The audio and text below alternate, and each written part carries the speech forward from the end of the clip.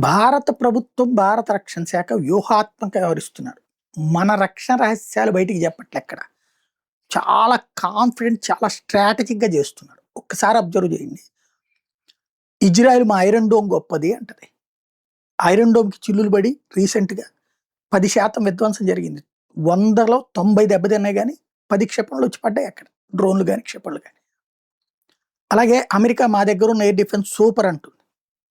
వాళ్ళు ఇచ్చినట్టు థార్ మిస్సైల్స్ ఏవైతే ఉన్నాయో, ఎయిర్ డిఫెన్స్ సిస్టమ్స్ ఏవైతేనో అవి గల్ఫ్ దేశాల్లో ఉంటే ఇరాన్ వాటిని దాటుకుని వెళ్ళి కొట్టొచ్చింది. అలాగే చైనావి ఇరాన్ దగ్గర ఉన్నాయి. వాటిని దాటుకుని ఇజ్రాయెల్ కొట్టొచ్చింది. దెన్ ఎవరి దగ్గర సేఫ్ కాదు.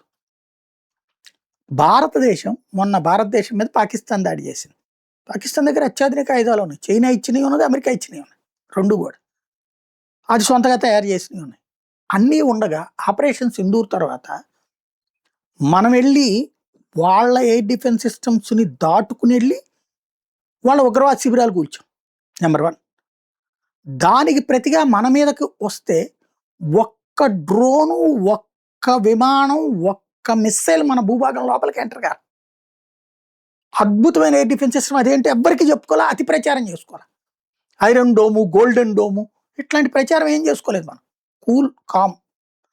ఆ తర్వాత మళ్ళీ మనం వాళ్ళ ఎయిర్ డిఫెన్స్ సిస్టమ్ని ఛేదించి ఎక్కడైతే వాళ్ళకి సంబంధించినటువంటి ఎయిర్ బేసులు కొట్టాం, ఇంక్లూడింగ్ అమెరికా సంబంధించిన అవాక్స్తో సహా లేపేసాం. ఇది భారత్ సత్తా. కానీ ఎక్కడ పుతిన్ గాడిలాగా రాసుకోవడము, లేకపోతే ఇజ్రాయెల్ లాగా చెప్పుకోవడము చేయలేదు. అది భారత్ స్పెషాలిటీ. ఇప్పుడు భారత్ ఏం చేస్తుందో ప్రపంచం అందుకే అబ్జర్వ్ చేస్తుంది.